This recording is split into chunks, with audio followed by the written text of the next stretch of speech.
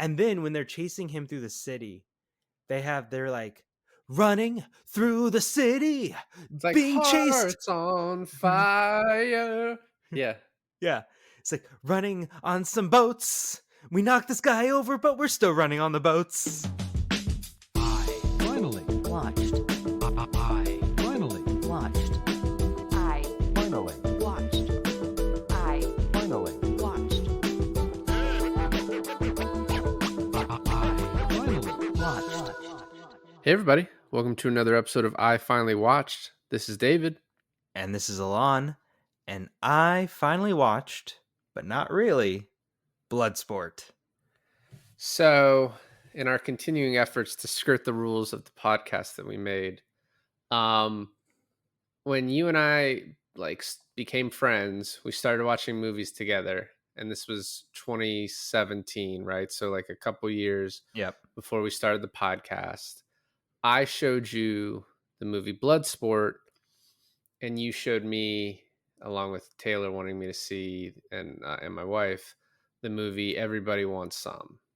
And just talking about it recently, we're like, it's just kind of silly because it's still like that we can't do those because it still kind of meets the like what we're trying to do with the pod, which is like the difference between seeing something when it came out and seeing something years later, and like how that affects your viewing and watching it at home versus seeing it in a theater and all that. And really just it's all just a way to just talk about movies we really love. And so I was like, fuck it, let's do Bloodsport. And then the following week is going to be Everybody Wants Some. And watching it this time, like I love this movie. Like it's not even a guilty pleasure. It's actually It's just a pleasure. I should I mean I am pantsless while I watch it. But I should have asked you this before we started because I think it's probably a hard prompt to figure out without like looking into it. But this movie is like, to me, it's such an actually good movie with maybe some of the worst acting Right. like ever. Like there's like some really cool like cinematography and shots. There's like the fight choreography is really good. Are you being defensive of this before I even start? No, I'm not being defensive. It was actually just the thought I had that it was like just from the opening where they kind of set the location of this. I was like, this is a really good movie. And then in it though, you just have like some awful acting. Yeah, it's like the room level acting. It's not that bad. Well, the thing is though is like I remember first watching this with you and your wife and my wife, and just being incredibly bored and thinking like, oh God, these are my friends now, I guess, with this horrible movie taste. And I remember thinking about this the first time I watched it, and then watching it now. I have to say, there's some parts that are worse than I remember, and then there's some parts that I'm like, there's a good movie in here somewhere. And what's funny about that is like, and I know you're not a huge fan, definitely not as big of a fan as I am, or at least I was with anime, especially like 90s anime. But this movie always reminds me of Dragon Ball. And it's like how do I say this? It's like the Kumate, right? The deathmatch fighting. What would you call that kind of how they not yeah, I guess you would say how they rank it. Like a bracket. It's a bracket fight. It's a tournament. But it's like it's a process of elimination through like a bracket system, right? That's what a tournament is. Thank you. Okay. So the way they do it and the way that the anime, the way Dragon Ball does, I'm talking about Dragon Ball, like the original, not Dragon Ball Z where they bring in a bunch of aliens. I'm talking about like the original one. The way they do it is so similar. And then of course there's that Dragon Ball Evolution movie. If that Dragon Ball Evolution movie actually took more like this movie, if it was more Bloodsport, it would have been a pretty decent movie in the way they represent the fighting, and then especially like the people who fight, the competitors, because you don't have, and I think this movie always reminds me of the movie we did years ago, Enter the Dragon, where it felt like everyone was the same. Like it was really hard to kind of tell the many competitors apart. But one thing I think this movie does really well is you have our main character played by um, Jean-Claude Van Damme, and he's this kind of like uh, well built, like, Caucasian, not too tall, not too short, buff guy. But then you have like last year's winner, which is like this massively buff Asian dude. Then you have his friend who is this like super tall, like white, um, kind of For a like second, for a yeah. second, I thought you were gonna say that Chung Lee's friend was the other really huge Asian guy. There's a lot, and they're not even the same. Like, No, no. I was gonna say the huge I know you're talking about American dude, the huge American dude, Jackson. Jackson, who's this very like oh, there's a character in Dragon Ball that reminds me exactly of Jackson. But basically, and then you have like the other competitors from around the world with different fighting styles. Like you have the Middle Eastern guy, and then you have like the Indian guys, and then you have so you have this like huge range of the competitors looking so different from one another. And then they each have their own like very different fighting techniques. And it's represented really well throughout the movie. And I think the way this movie, like the biggest issues I have with this movie apart from the acting like you mentioned is like the actual plot, because like the actual fight, like whenever it's focused on the actual competition tournament, it's really good. And then everything out there, like the romance is not that great, and then his motivation, and there's cops chasing after him. I'm like, eliminate all that. I want just more of the fight. Um and another part I'll mention, and this part the acting is horrible, but story-wise it's really good, is his training. Is how he learned, how he got his sensei in the beginning. I actually really enjoyed that too. But I'm His just going to say Shidoshi. His Shidoshi. Shidoshi, yeah. But I will say the part that I enjoyed the most this time was definitely the actual tournament. Yeah. I mean, I remember when we watched this the first time that you and Taylor were like, no, that was actually a good movie. So I feel like it's a little bit of revisionist history on your part, but I mean, there are obvious flaws in this movie. And it also is like, I think you heard what you wanted to hear. I mean, what happened is we were doing bad movies, and I was like, I don't want to do a bad movie, so I did Bloodsport because I knew you guys would think it was bad, and I love Bloodsport. And then afterwards, I was like, and Taylor was like, no, it's actually good. Oh, Taylor said it was actually And good. you were like, yeah, it was good. You're like, horrible acting. Da da da. You had obviously this problem, but like this movie is also so. This movie came out in 1988, and I've like gone on record several times about. I mean, I don't know that the acting is much worse than a lot of movies like in the 80s, because I just think there is like a lot of terrible acting that decade, especially late 80s. That's true, and it's not like you're expecting a Oscar-worthy performance by Jean-Claude Van Damme He's of not all even the worst people. in it though, He's right? not even the worst of it, dude. We were talking about this earlier, but there's these two kid actors in this fucking movie that, I mean, I don't know where they found these guys. They were like, "Oh, here's a kid who kind of looks like a young Jean-Claude Van Damme, and he has a kind of a French accent. He's the only kid that fits that criteria. Therefore, he is now cast." His name is Pierre, and he has one acting credit in his Bloodsport. So Yeah.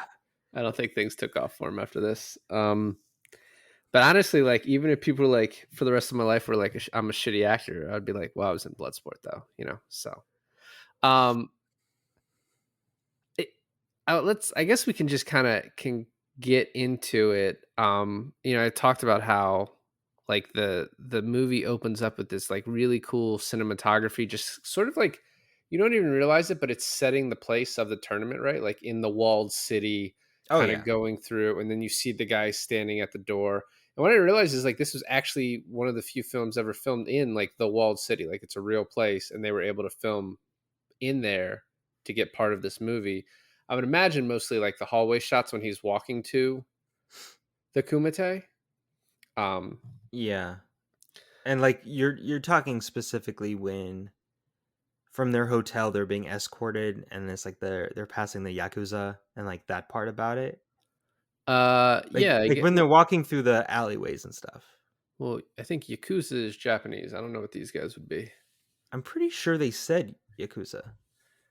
Like It, I am 90% sure I heard the words. but isn't Yakuza Japanese though? They are, but isn't there a thing where it's like okay, maybe they said they were like Triads? Triads. is I it think this. triads? Yeah, This is I triads? think they said triads. Which Or also I like a think representation of the yakuza? I don't know. which also well no, the triads they were also in Rush Hour.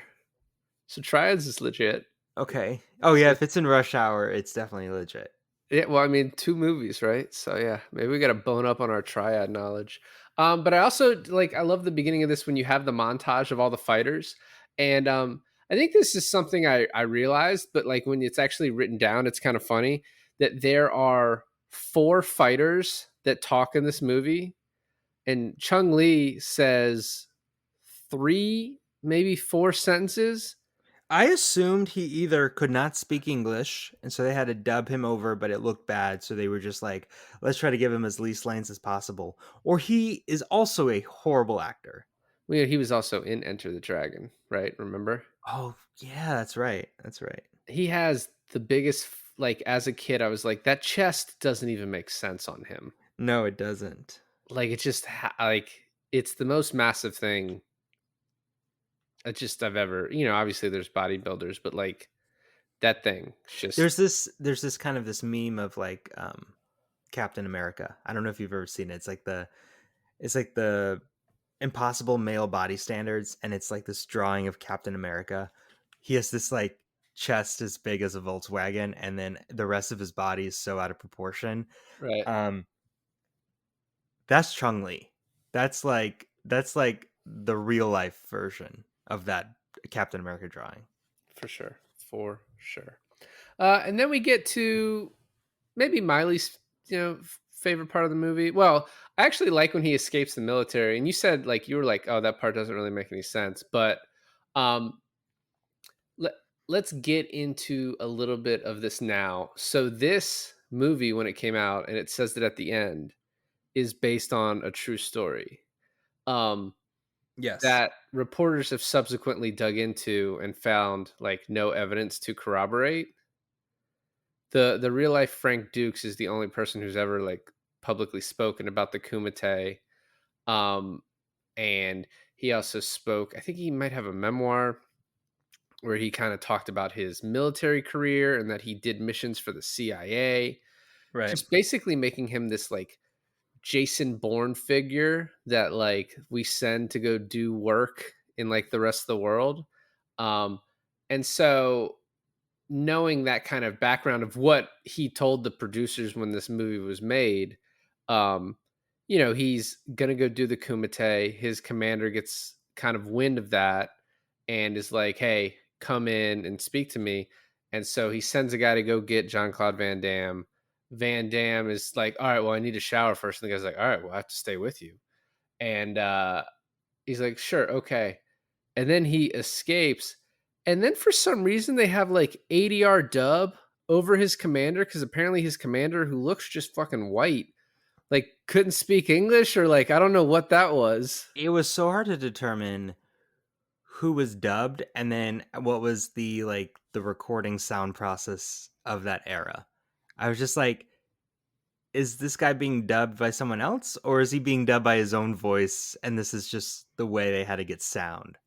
Because it was the budget for this was like 1.2 million. So it wasn't very like a they did a lot. I will say for 1.2 million budget, they did a lot for what they had. And the set pieces and set design was really cool. And they made a ton of money. They made like $50 million from this movie. So they made like 50 times as much as they spent. So it's like you can't really say this movie was like a flop. But yeah, so I mean it did trip me out on like whose voice was behind each person. You know what's interesting? So this movie was directed by a guy named Newt Arnold, who passed away in 2000. He was like 88 at the time he passed. He directed 3 movies. He did a lot of second unit assistant directing. Um, he was an actor in The Godfather Part 2, I think, what I just saw. But he directed Hands of a Stranger, Bloodthirst. So Hands of a Stranger was in 62, Bloodthirst 71, and then Bloodsport in 1988. And as you just said, for its budget, made a ton of money. And then like in DVD sales afterwards has made a ton. Yeah. And like I guess maybe he was just older at the time because he was in his 70s, but like didn't get, first of all, just a 70-year-old directing like one of the greatest fight movies. Okay. Okay. I The mean, greatest fight movie. I said one of, and yeah, Okay. I'll stand by that. All right. Like fighting competition movies, first of all, there's not that many. No, there's not. No, I mean it's just yeah. I already said the good thing I wanted to say about it. But the thing about this too, you have to remember is that a director's job is the whole thing, but that's not really how audience looks at a director's job, right? Because we're thinking. I guess what I'm saying is like a director is in charge of the whole movie. A cinematographer is in charge of mainly how the movie looks. Sound design is how the movie sounds. But when we think of a director, we think of the actors and how they directly correlate with like the rest of the movie.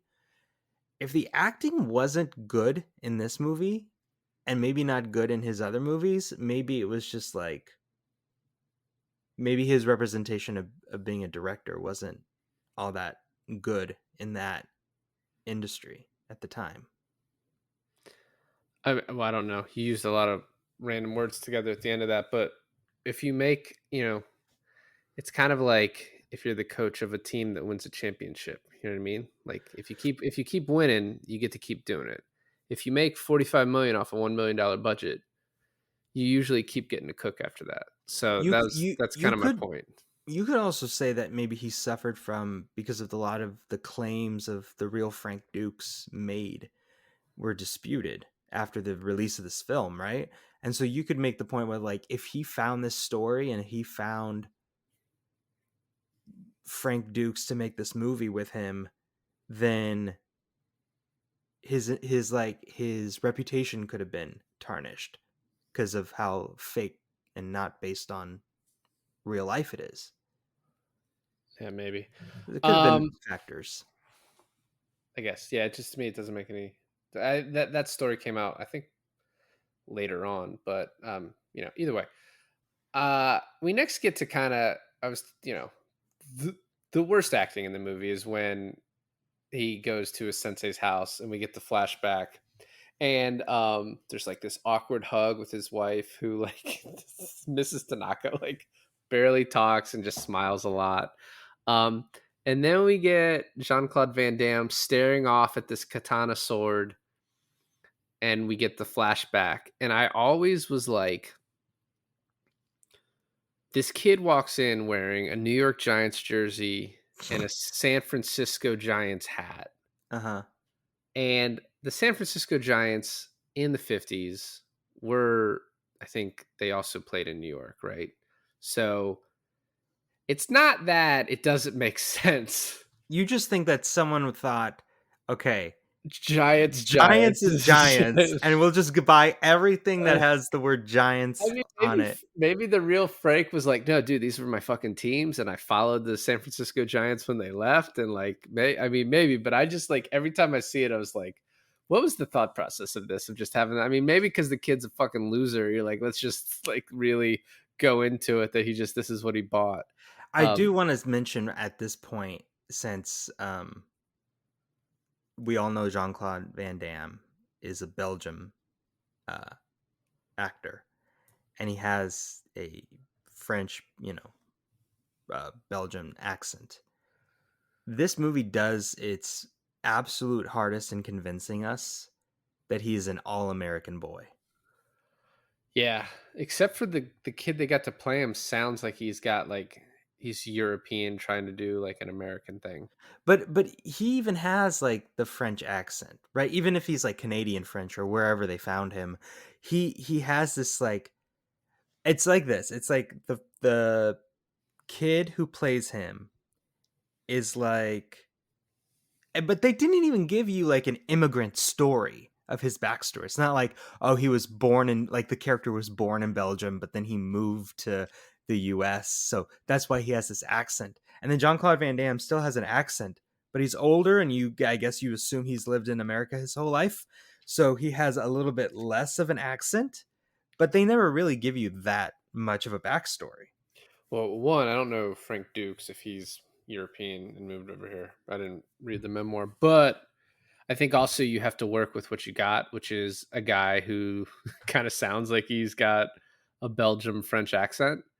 So that's like what you got to work with with Jean-Claude Van Damme. We next in the flashback we get Tanaka's son beating the shit out of young Jean-Claude Van Damme and telling him, "Why don't you quit Round Eye?" Which always makes me laugh. Um, and then that kid gets his ass beat at school by these two kids that don't seem to know martial arts. They're just bigger than him. And then Jean-Claude Van Damme comes up and he's Ooh, like, can I say it? "Go for it." He helps the kid up, and then the little Asian kid goes, "One day, I'll fight in the Kumate and make my father proud." I don't know what accent you were doing right there.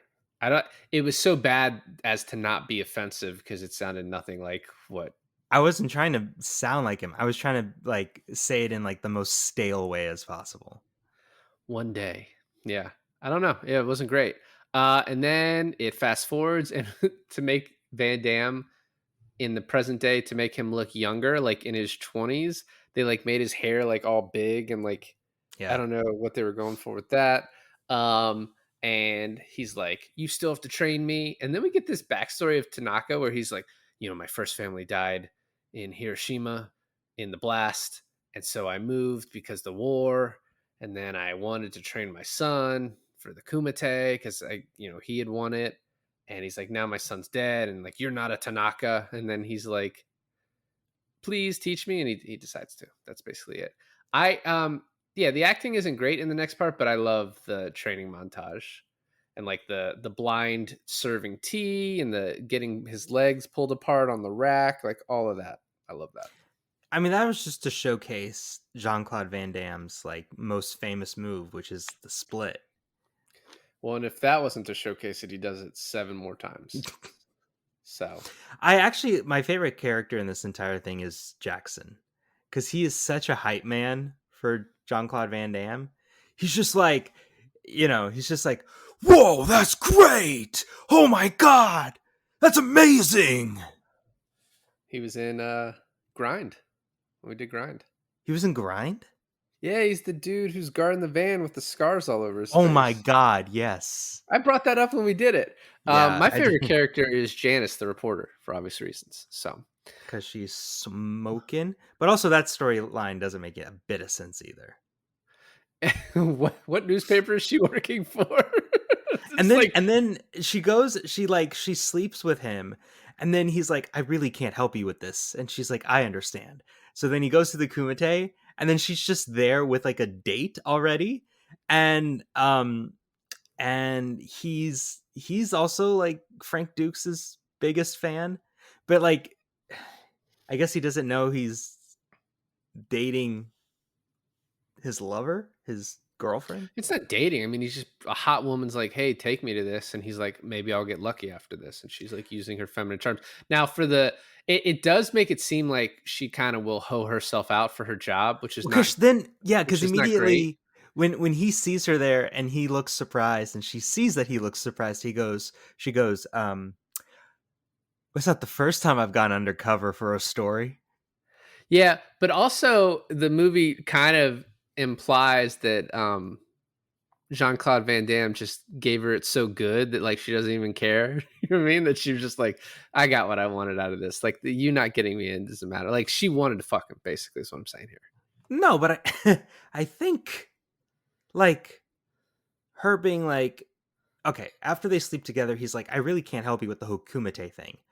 And she goes, "Oh yeah, it's fine. I understand." I don't think she was actually like satisfied about. I mean, she was satisfied, but I don't Oh, think she was I don't think she was satisfied about not going into the kumite. I think she already had the plan to be someone's date to it, and that's she was like it was she was lying to him basically. no, I mean, I think she was like, if I can get in with him, that's great, but also I want to fuck him. Like, I think she got, because after he saved her from Hussein, who was like gonna sexually assault her. Yeah, that was not a great representation of anyone. Whatever they were doing there, not good. Um, yeah. So we're back to present day Hong Kong, and I actually had some logistical questions. Of we get to the hotel, and I guess before this, he had like told Tanaka like, "Hey, I'm going to honor you," and we get to the hotel. Do you think the Kumite covers the expenses? Because they See, like put I them was all wondering that too. they put them all up at the same hotel, like probably in like a block, and they're like code word Kumite to get just 20% off your room. like Code word kumite. Uh, yeah. I mean, the thing about what do you remember the little guy's name that like met up with him and Jackson in the lobby? what's his name? Lynn? I think it's Lynn. But Yeah, anyways, it's Lynn. yeah, sure. So Lynn comes in and he's like, "Are you guys with the kumite?" And they're like, "Yeah." And then if you remember when the reporter lady was at the bar of the hotel, she asked those two guys, "Are you at the kumite?" And they're acting dumb. They're like, "Kumite, humite. Like, what are you talking about, lady?" And then some other guy came up to them and they were like, "Hey, this way to the kumite." Right. Is they so I guess they just have these like um escorts that find members at that hotel to like show them the way to the kumite. Uh, I don't. Yeah, I don't know. I mean, they said they assigned everyone handlers, right? So Lynn is the handler for like the USA people, right? And he's actually, by the way, he's like my favorite character. Um, Oh, he's your favorite character? yeah, besides obviously the reporter. Okay, so his name is Victor Lin, which is why I was like, why can I not fucking find him in the IMDb? And they call him by Victor, and he's like, in the movie, call me Lin. So IMDb, get your shit together. Um, we go to the walled city, which is really cool, and like the whole explanation from Lin of like this is an invisible border, and you were walking into mainland China. Um, Apparently, when Frank Dukes told the story, like the Kumite he competed in just happened in the Bahamas. But this is obviously a much cooler location. And then one of my favorite lines from this is the Asian guy who doesn't speak English with like the very big broad face, and he's like, "Okay, USA," as he lets him in the walled city. One of my favorite parts in the beginning of this is where he goes and he's like, "Tanaka's my sensei." I know they don't say sensei, but just go with me Shidoshi. here. Shidoshi. And there's like, "Tanaka's my Shidoshi." It's like, and they don't believe him because they're like, "Oh, Tanaka." I guess they were racially profiling him, and they were like, "You're not. You're You don't look you like a definitely Tanaka that yeah I've you seen. yeah round eye. Come on." And he's like, "Well, let me prove it to you." He's like, "Well, the only way to prove it to us is to do this Tanaka special move." The So they Denmark. there's this the Denmark The Denmark. Denmark, and so there's this like series of bricks, and he asks Lynn to choose a brick, and Lynn, not knowing what the Denmark is, just chooses the top brick. Mm-hmm. And then the guys in the background, like the refs or the sign in The guys, officials. are like, no, no, choose a brick from the bottom. And so then he does the move, which is like, what's it called? I mean, I know it's called the Denmark, but it's like the death touch. And basically it's like a 1 inch punch. But the way it is you travel the energy through the top layer of bricks to like explode the one brick that you're focused on. So like the harder it is, like the farther down the brick is the harder it would be. So of course they pick like a bottom brick and he does it. And this is where we get hype man Jackson being like, "Whoa, totally cool, man." Did you see that? I love when the guys say, "We'll honor your invitation," and Jackson says, "No shit, you honor his invitation." Oh my god, that guy has the best lines in the movie. There's this like real asshole or something, and he's like, "Hey, dick face." He says it to Forrest Whitaker. Oh yeah, he does call Forrest Whitaker a dick face. By the way, Forrest Whitaker's in this. Yeah, one of the reviews I read was like, even Forrest Whitaker can't save this movie. I also then Chong Li rolls up with one of his 4 lines and says, "Brick not hit back," which is like a callback to Enter the Dragon when he says "board not hit back." Like board doesn't hit back. Bruce Lee says it. So, very cool as always.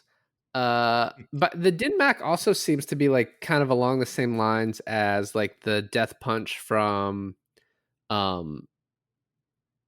Kill Bill. Yeah. I mean, like I all think they kind of have the same like starting point from like old, Chinese movies, folklore, or whatever.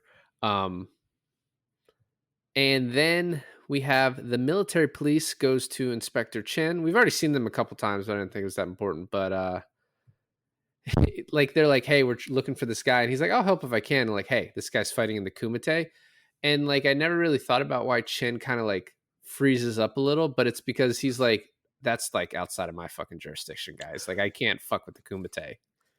That part is hilarious to me because Forrest Whitaker's doing his best. It's kind of like you with chopsticks, with his eel. Oh, uh, wow! calling you out here, but he's like, "Man, this eel is so good." He's like, "Is your eel as good as mine?" Talking to his partner, and he's like, "I wouldn't know," because he's like eating all the eel. And then the officer comes up, and then Forrest Whitaker just trying to make conversation. He's like, "Have you ever eaten here?" And the officer is like, "I would never eat here." And it's funny because I don't know if you paid attention, but if you look at the other extras in the background at this restaurant, first of all, it looks super authentic because it's like on a boat in the middle of the Harbor. harbor. But if you look at the other patrons of this place, they're all white. They're all like, there's not a single native person at this restaurant. Did And not it just look at it made that. me think of like it's just a tourist trap. Like, oh, let's sell them eel. I don't know. I don't know. Maybe. Oh, fuck. Now that I think back about it, maybe. I don't know. When I went to Japan, I ate eel. I mean, eel's probably good, but that place is probably just like just for tourists, you know? Well, it's like when you go, yeah, if you go to a major like tourist area and you have the guys standing outside the restaurants that are like, "Oh, come eat here, come eat here." It's like the good restaurants don't ask you to come in. So yeah, oh yeah, we're now to the Hussein is going to assault the reporter, and Frank is like, "Hey, she's not worth it. She's not worth fighting over." She's like, "What?" And then he does the coin trick, which I love. And she's like mad at him for like a game of chance, but he's like so confident. He's like, "I got it," and he winks at her, and she's like, "Oh, he winked at me. Oh, okay." Yeah, And she's then like completely smitten. yeah. And then the fact that like you don't know how he's gonna do it, and the guy's like, "Oh no, I still have the coin," and then he opens the hand, and it's a different coin, is pretty fucking good. The biggest problem I have with this movie is too many flashbacks. Because of course, during this time, they flash back to him catching the fish. And Yeah, then there's a point in the movie. There's literally this point in the movie where Jackson gets KO'd, and he's like gonna die. And they go to the hospital, and the reporter lady is like, "If you fight in the Kumite, the thing that we have going on with us, it's over, and you can forget about it. And if you do this, you'll be dishonoring Jackson and me and yourself." And there's this moment where he's just out in the hallway contemplating on what he should do. And all the flashbacks that he's thinking of literally happened 50 seconds before this scene. So it's like she just yelled at him. She's walking away. He's distraught, sitting in the corridor, thinking about her yelling at him and walking away. Yeah. I mean, so apparently Van Damme helped like edit this movie. And maybe he was just like a big flashback guy. This movie also like heavily uses montages, which I love. Like I didn't especially for mind the montages. I like the montage well, fights. because this movie's a crisp 90 minutes, man. And Oh, like man. you don't have a Tell movie me like about this it. without montages that is that just perfect, you know? Let's get to the fighting. Also, like early on, they used the term IFAA, and I was like, what the fuck could that even? And it's International Fighting Arts Association, which I almost just have to imagine does not exist. Um, but Lin comes in to explain that there are 3 ways to lose, and it's full contact, and Chong Li has killed a guy, but you can knock someone out. You can get them to say mate, like kumate, or you can throw them off the runway, which I feel like a lot more people should have lost that way, just like accidentally. You just have a guy who's like flailing his arms, trying to stay on, and he falls off, and you're like, oh, you fucking lost. And he's like, ah, shit, I'm not even hurt. And we get introduced like full time to Chong Li, and like we've talked about villains a lot. Like of my childhood, this is like one of the major villains. So it's funny because he's not even like a real villain. Like he's the villain because he is the past winner. And there's this moment where Jackson completely kicks the ass of his fighter, and then he immediately gets up, points to Chung Li, and says something like, "You're next. I'm gonna kill you, I'm man." gonna kill you, man!" Like fucking Stone Cold Steve Austin. And he calls him out. He just calls him out. And then you get the backstory. Like, I'm sitting here thinking, why does Jackson have beef with this guy? And then very quickly after this happens, Lynn explains that that guy is the past winner. So I guess what Jackson was trying to do at that moment is, knowing he's the past winner, knowing that that's the guy to beat, he was trying to intimidate him like right off the bat. Yeah, but I mean, so also, Because Chung Li didn't do anything wrong at that point. I mean, you just found out that he had killed a guy the year before. Yeah, but it's the Kumite, man. I mean, in What this happens at the Kumite stays at the Kumite. in this Kumite, well, we're still at the Kumite currently. At this Kumite, only one person died, and it was also at the hands of Chung Li. And he killed that guy after he had already beaten him. He fucking snaps the dude's neck as Oh, he's, him, yeah. and that guy was a semifinalist. It wasn't like he was some punk. You know what I mean? So you're saying if he was some punk, it would be okay? Kill a first rounder. Yeah, you know? Don't Okay. kill a semifinalist. He kicked a dude in the throat and then just stood there and watched him die. So yeah, he's a bad guy. Okay. I mean, he's just playing by the rules. And in the Kumite, there are no rules. I think there's there's the rule of if you fall off, you Okay, lose. there's one rule. Well, if you get knocked out. Okay, there's Same two with pay. rules. There's a few. There's at least 3 rules. So, I mean, we're just gonna speed through a lot of fights here, but you know, what is it? Chung Li chokes a guy out, kicks him off the platform. He's got a new world record. I love how quickly these like what look like obviously handwritten signs are like thrown up there for like new world record, and like how I don't know, they got a printing press back there or what, like, but they're doing it very quickly. Yeah.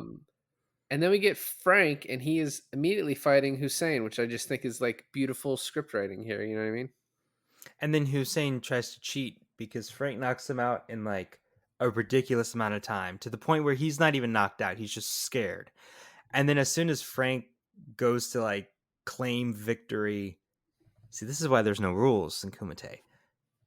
Hussein gets up, and in Frank's third eye knowledge, he just fucking takes him down immediately. Kind of like a behind the back punch. Apparently, one of the elbows that he threw at Hussein actually knocked him out, and like it stayed in the film. I think the one where he like does it like that, like where he, this is not a visual podcast, but he like throws an elbow at him and hits him, and I think it like actually connected. he had already beaten him, right? Like the match was over because when Hussein gets up and tries to attack him, the ref tries to stop him and he throws him out of the way. And then Frank kicks the shit out of him and kicks him off. And then Because I was thinking, because that broke Chong Li's world record, yeah. and Well, and Chong, Jackson stands up. Oh, so fast! New world record! everyone needs a Jackson in their life. I'm just telling you that right now. That's true. That's true. But the thing, Jackson was initially like what we were considering for our first boy's name. And we didn't. But now, I don't know. yeah, it's It- a missed opportunity. I also like the name Frank Dukes because it sounds totally made up until you realize there's an actual guy that this is based on named Frank Dukes. But the thing I was thinking of when I first heard the name, and it's spelled Dux, which is not how I think it would have been spelled. I it's thought it would have Belgium. spelled Dukes, right? Mm-hmm. It's Belgium. Ducks. It's not Belgium. Actually, the real Frank Dukes is Canadian American from Toronto, which does not explain why he has the accent. Is Toronto not the French part? No, it's Quebec or Montreal is the French part of Canada. I don't know. I don't know. I digress. The whole point I'm trying to make, though, is that when his name is being called out, there's this guy, I think it's Lynn, is like, "Are you Jackson?" Jackson's like, "Yeah." "Are you Frank Dukes?" He's like, "Yeah." He's like, "Oh, Dukes, like, put up your Dukes." And I was like, that's exactly how I imagined. Didn't he say Frank Ducks at first though? And he's like, it's Dukes. He's like, oh, Dukes, like put up your Dukes. Okay, yeah, congratulations. You know the movie more than I do. It's a language barrier thing. I've seen this a few times. Yeah. I love the little detail of the guy who cleans the mat seeing the tooth and going and sneakily stealing it and putting it, but like he steals Hussein's gold tooth and like chews on it in his mouth and is like, oh, that's real gold, and like pretends to wipe up and then like steals it. Just it's the tiny details that make a movie great. Speaking of the tiny details, the one where they're facing the moment where Jackson and Frank first meet on the bus and Jackson is hitting on that woman, which is clearly like a form of sexual harassment, and they're just cool with it because it's the 80s. I mean, it's a different time, different land, you know. But Not a great but look. it's not a great look. But you think there's going to be some sort of animosity between these two characters because Frank is so quiet and Jackson is so loud. But then immediately when they meet back at the hotel, they like play a game of Street Fighter on like Arcade. the arcade game, right? And then Frank Dukes beats him like 2 out of 3 in the arcade game of fighting, and then they're like, "Oh, best friends." Best fucking friends. The ending of this movie chokes me up a little bit. I'm gonna just warn you now. Which It shouldn't. part? Anytime, any place, anywhere Oh my god. you need me, I'll be there. Also, any place and anywhere, kind of the same thing. But you know, whatever. He had head trauma. Chung Li stomped his head, so you know.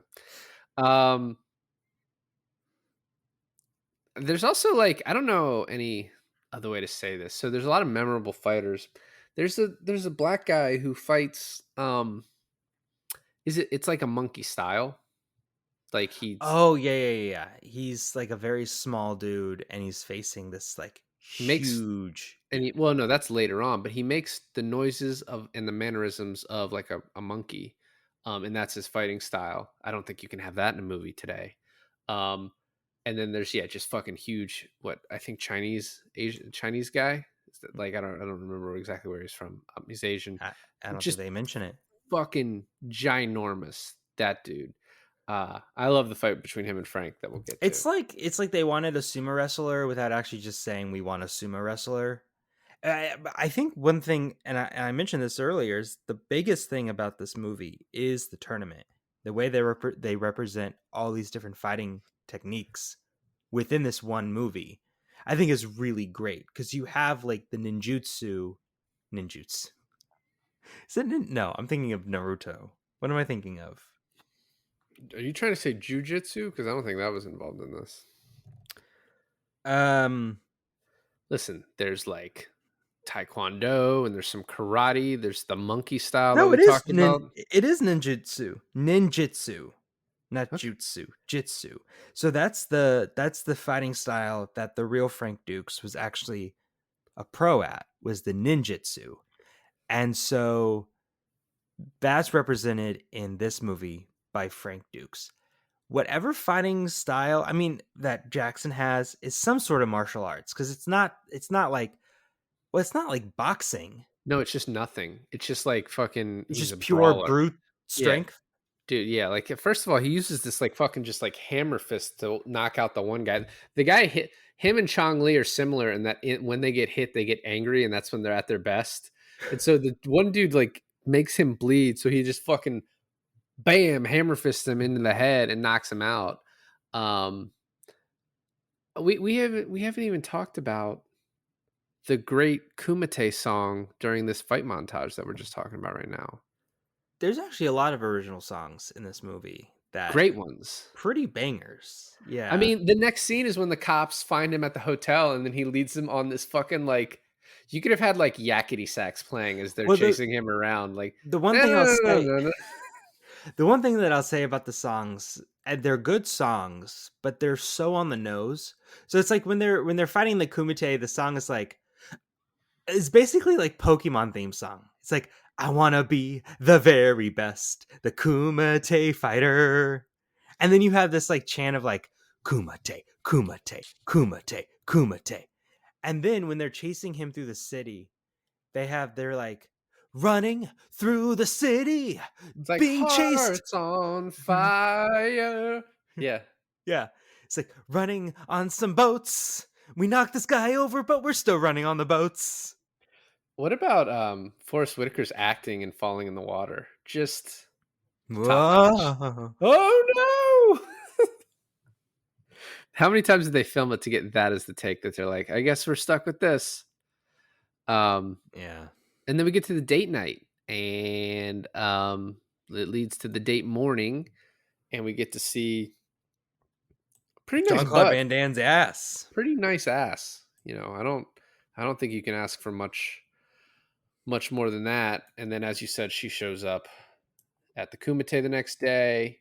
Jean-Claude Van And Damme seems like the type of actor who's like, I'll be in your movie, but you have to show my ass. I mean, if I had that butt, I'm Yeah. showing it off. You know what I mean? Like Yeah. people you'll look at it. So we get another fight montage for day 2. Chong Li breaks one dude's bone out of his leg, and at this part, I was like, I know he kills a guy. When does he kill a guy? And I was like, eventually find out it's in the semifinal, which is just bad form.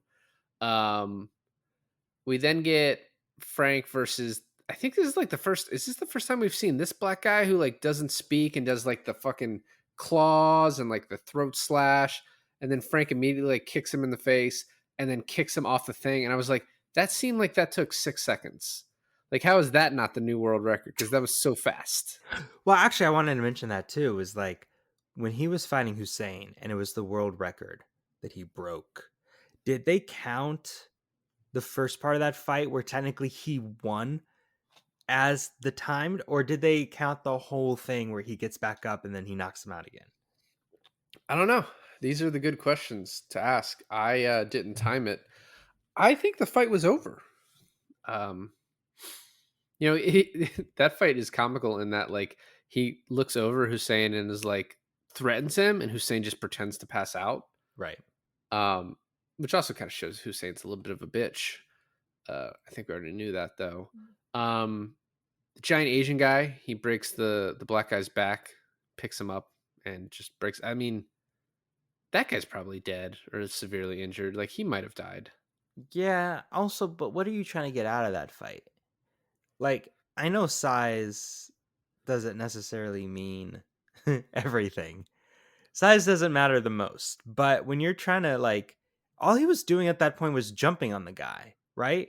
Because like, okay, I'll say this. The only thing I didn't like about Frank Dukes' fighting style is the fact that he just went up to that one guy and completely pulverized his nutsack. Fucking love that part. He does the split. It's just yeah. This movie, he has like the best hayas, like the best screams, like as he's punching. Top notch. It's The like part, well, we'll get to his real top notch at the very end, but yeah, yeah, that one. It's But so bad, but so good.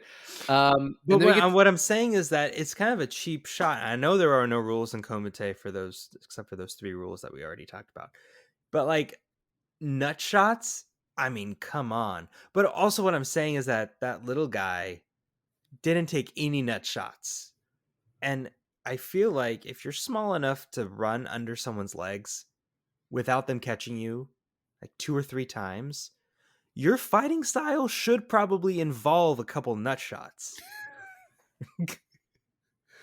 yeah, maybe a kick into the nuts too. Yeah, I don't know. I mean, it's a good chance he's never going to walk again. So he's, advice that doesn't help him anymore. We get the Jackson versus Chong Li fight. I love. He's like, his stomach is weak. Stay away from his right leg. And Jackson immediately gets kicked by the right leg like several times, and then hits him several times, knocks him down, and celebrates way too fucking early. Just like keep Even your head in the Jean-Claude game. Van Damme is like, what are you doing? Go back. Like, hit him. Keep hitting him. He's not knocked out, bro. Like, why do you think you won? And the stomp on the head is like hard to watch. It doesn't show anything.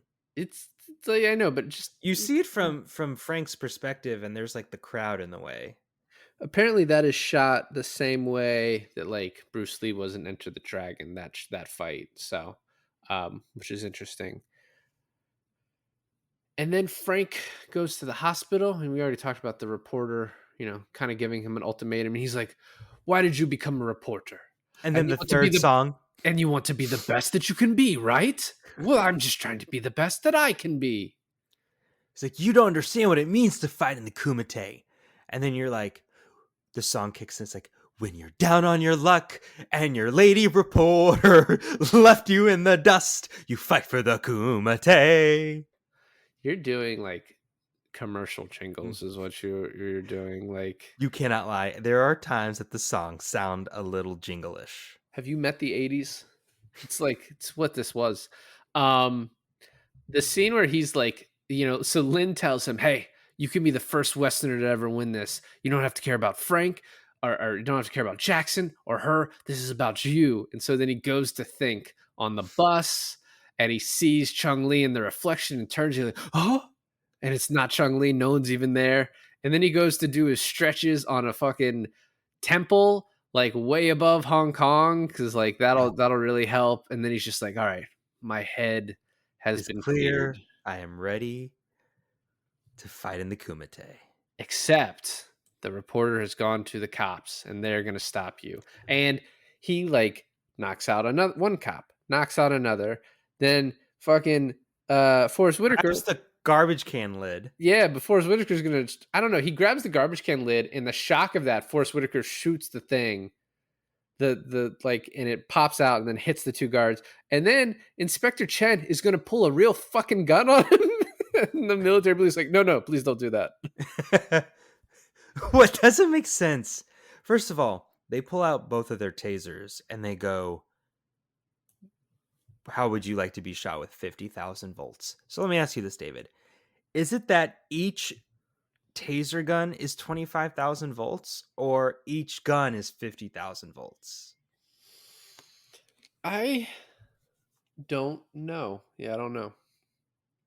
I And think it it's probably doesn't 50 a piece, I would guess. it doesn't make any sense that he pulls out the garbage can lid. The taser things bounce off of them, hit the 2 guards, they go down. Then the chief inspector goes to check on his guys, and then that gives enough time for Frank to run away. But then the reporter lady comes up from behind the corner, and then they're like, well, oh no, because then they chase him, right? No, you don't remember this part at all. They chase him, and then the lady reporter chases them. No, No. You just made this up. Okay. What What happens happens? is the things hit the trash can lid and then knock out the two guys. Frank, while this is happening, grabs the other taser from the old white guy, and then the old white guy stops Inspector Chen from pulling out his gun, and then the old white guy, military police guy, is like, "Dude, what the fuck, man? You're really gonna do this?" And he's like, "I'll meet you at the airport, tomorrow."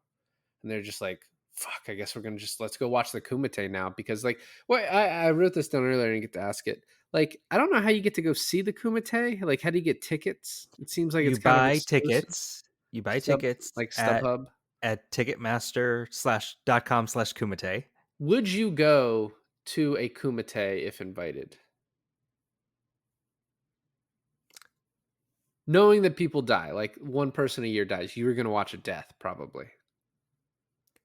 What country does this take place? I'm sorry, that's a question. Which country does this take place in?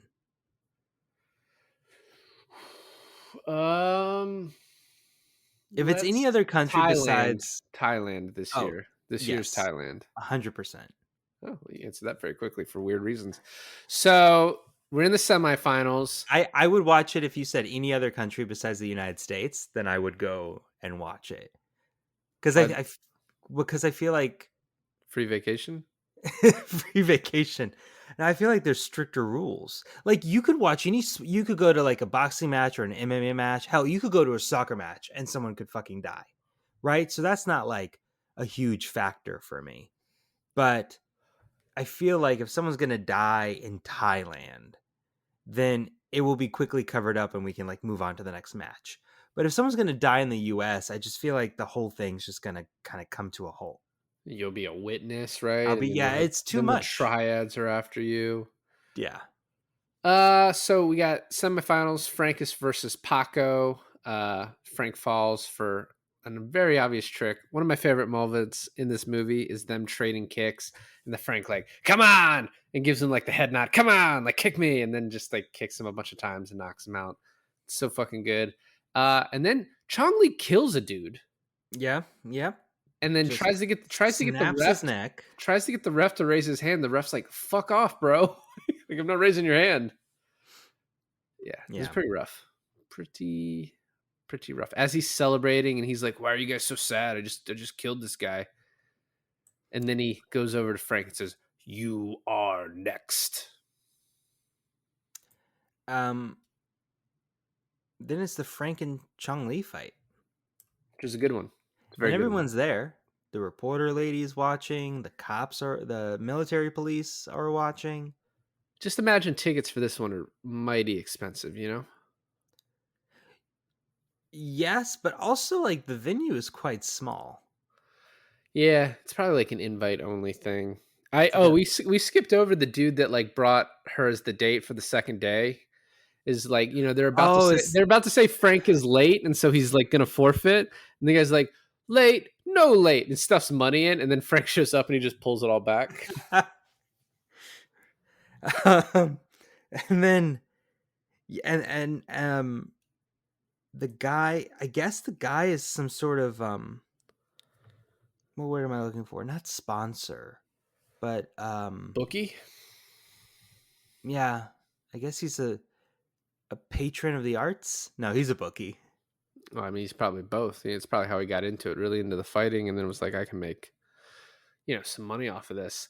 The final fight, maybe like one of the best in cinema history. Chong Li with his third line of the movie, "You break my record, now I break you like I break your friend." Like, for the amount of lines he has, pretty fucking good. The way Chong Li like tries to get a rise out of Dukes, not only mentioning like I broke your friend's head, but then wearing his bandana like on his leg as a constant reminder. Mm-hmm. Like, what's the point of that for Chong Li? Like, what does he get out of it? It's not like they're rivals. He met him literally earlier this week. Yeah, head games, man. Like, you're fighting to the death here, trying to get in this guy's head, throw him off his game so you don't get killed. Like, he's seen how good Frank is. Well, Frank's in the speaking of finals. fighting to the death, Frank has a great chance of actually fighting to the death in this match. He Uh, does. and then he holds back, and then that's where you get like he looks at the blood on his hands and he like lets out this scream, like this visceral, feral And that's because scream. he's blind. He got powder thrown in his eyes. Yeah, but I'm talking. Well, there's that. But I'm talking about the scream he does right before he just fucking takes Chong-Li out. Yeah. He's like he knows he can kill him, and then he just doesn't. Say it! Say it! Say it! It's Mate. one of my favorite. And that was his fourth line, Mate. I think he says 4 things this entire movie. Yeah, his acting when the powder gets thrown in his eyes and he just sits there just staring at his hands like I'm surprised. Did they flash back to when he was having tea with his sensei and he well, caught his? there's definitely a flashback. Yeah, Yeah, there's yeah. definitely a flashback. Yeah, It's like I don't need my eyes to see. for sure. And some good spinning back kicks. This is for you, Shidoshi. And then they go to the hospital, and he's like, "Oh, did you kick his ass?" And the reporter's like, "Even better, he made him say Mate." And then I am not ashamed that when he gives him that anytime, any place, anywhere line, that I got a little choked up. It's And he good hands shit. him back his bandana, and he's like, "Try not to lose any of your clothes next time." Yeah, it's good shit. Some bromance going on there. And then And then for some reason, I like. There's obviously the joke about like the police think he doesn't show up, and then he's on the plane. But then for some reason, the reporter that he's banged over these few days comes just to yes, bow at him, like as yes. he gets on the plane. Well, I thought they were trying to like represent the fact that maybe she's gonna go with him. To wherever they're stationed in the military. I don't know. She's gonna go with him, and then she bows, and then he bows, and there's that 80s freeze frame end of film. And then there's a bunch of statistics that come up about like how this is based on a true story. There's the real life Frank Dukes, and he has all these records that he broke over the years, which, by the way, all fake. Yeah, I mean, most likely. So one of the things in there said that he had 56 knockouts in a row in a single tournament, and apparently he was also on the record as saying that the Kumate was 60 rounds. And you're not a big sports guy, so I can do math. but like each round is you're eliminating half of the competitors, right? So Right. if you work backwards, in the final there's 2, and then 4, and then 8, and then 16, and then 32, 64, 128, 128. 256, Yes. 512. My point is that if you did 60 rounds and this was a single elimination tournament, which someone points out that it's probably has to be single elimination because people die, that 60 rounds would be more people than there are on the earth. So I don't know why the producers of this movie didn't consider that when he said it. Why he didn't consider that. The way you nonchalantly just mentioned that it's more people on this goddamn earth. But remember, the Kumite is a real private event, okay? Yeah. So here's the thing. Like, I choose to live in a world where I just believe that this movie is real. It's real to me, damn it. And so it doesn't matter. Like, this doesn't matter to me because it's a perfect movie. It's not perfect, but it's fucking great. And I think like the movie kind of knows some of its limitations, right? Like that you have to have the backstory, so you have to have some of the horrible acting in the beginning, but after that, it's just like montage fight, Jean-Claude Van Damme's ass, dude dying on the on the mat, and then the final fight. Like the movie knew what it needed to do, and it delivered. And it's also like a perfect example to me too of like I grew up with this movie, so that's why part of the reason I love it so much more than you do. Whereas, like, if you had grown up with it, you might feel like more fondly to it. Whereas like when you watch something like this with as an adult, like all the bad acting, all the like the faults really, like you really see them. Um, but to me, this movie has no faults. I think the fact that you can, I know you say it has no faults, but you've also pointed out a bunch of faults. And I think the fact that you can recognize those, but also enjoy the movie. I mean, I'm the opposite. I know that this movie has a lot of problems with it, but I can also recognize that it is an enjoyable movie. Um, certain aspects of it more enjoyable than others. Well, thanks for listening to another episode of I Finally Watched. This is David. This is Alon, and I finally watched Bloodsport.